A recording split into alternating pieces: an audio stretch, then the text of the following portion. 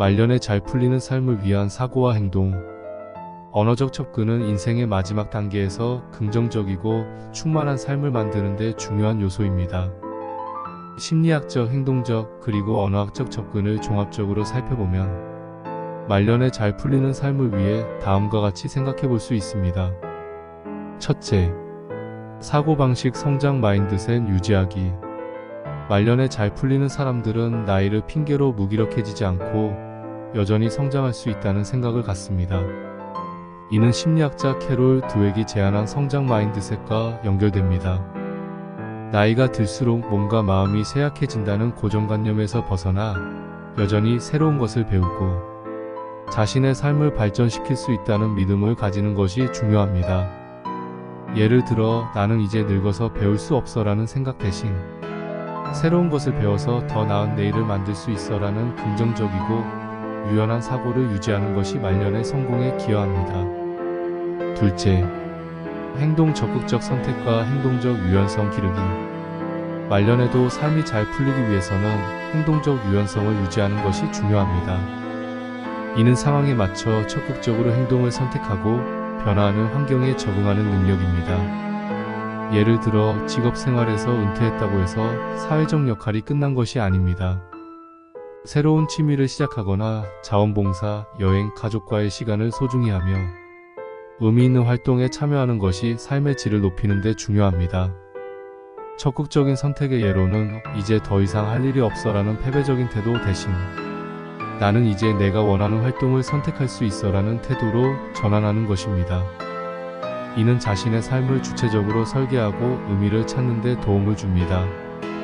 셋째, 언어적 접근, 긍정적인 자기 대화와 감사 표현. 언어학적으로 말년에 잘 풀리기 위해서는 자신과 타인에게 긍정적인 언어를 사용하는 것이 핵심입니다.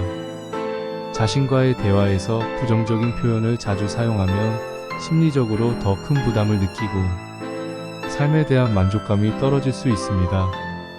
예를 들어 내 인생은 끝났어 라는 생각 대신 지금도 내 삶에서 감사할 것이 많다는 식으로 자신을 격려하는 것이 중요합니다. 이런 긍정적인 자기 대화는 정신적 안정감을 유지하는 데 도움이 됩니다. 또한 타인에게 감사의 표현을 자주 사용하는 것도 말년의 중요한 언어적 습관입니다. 사람들과의 관계가 깊어지고 고립감이 줄어드는 효과가 있습니다. 예를 들어 가족이나 친구에게 내가 있어서 정말 감사해라는 표현을 자주 사용하는 것은 관계의 질을 높이고 말년의 외로움을 덜어줍니다.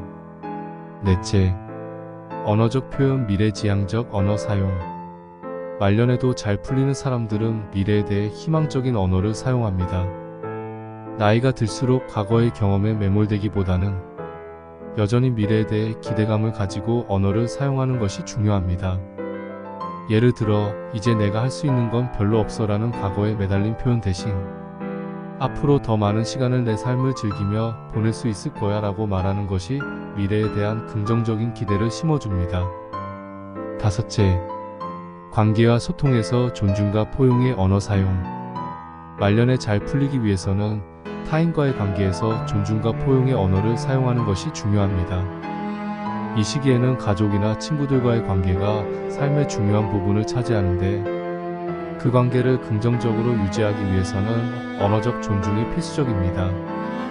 예를 들어 내가 왜 그렇게 행동하는지 모르겠어 라는 비난의 말 대신 내 의견도 이해하려고 노력 중이야 라는 표현을 사용하면 상대방과의 관계가 더 깊어질 수 있습니다. 결론, 말년에 잘 풀리는 삶을 위해서는 사고방식, 행동, 그리고 언어 사용에서 긍정적인 변화가 필요합니다. 성장 마인드셋을 유지하고 적극적인 행동과 유연성을 발휘하며 자기 자신과 타인에게 긍정적이고 존중하는 언어를 사용하는 것이 말년의 성공적인 삶에 크게 기여합니다.